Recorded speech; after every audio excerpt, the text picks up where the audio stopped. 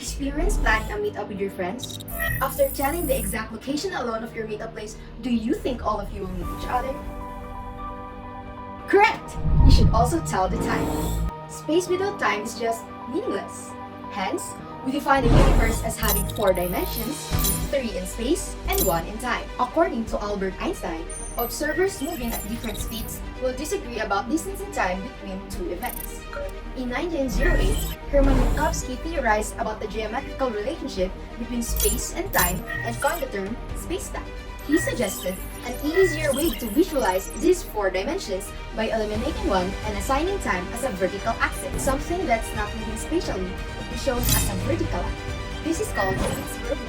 A uniformly moving particle will be shown as a diagonal line in our graph. An accelerating particle will be shown as a curved line. A light flash will spread in all directions within time. This forms the shape of a cone. Because of its shape, Minkowski named it a light cone. A light cone here signifies all the future events in spacetime that the light reaches from its initial event A. Conversely, an upside-down cone is the past light cone. Let's imagine a long platform with an observer, Fermi, at the center or midpoint. There are 2 flashes of laser light and 2 ends X and Y. When the light propagates from these events to him, he will judge that the 2 events happen simultaneously. It's because both flashes arrive at the same moment. Let's assume that there are clocks located at X and Y. If both clocks show the same reading at the events of the 2 flashes, then we would judge the 2 clocks to be properly synchronized. What if there's a second observer?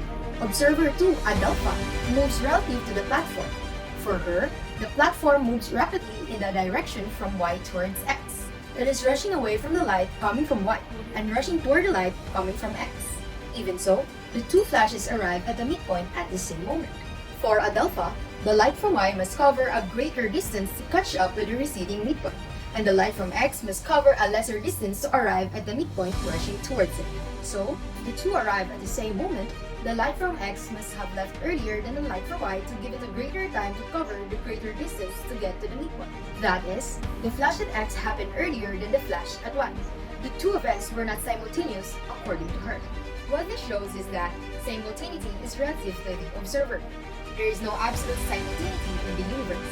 Together, let's meet in this virtual space at a certain time to learn more about the inner workings of our universe.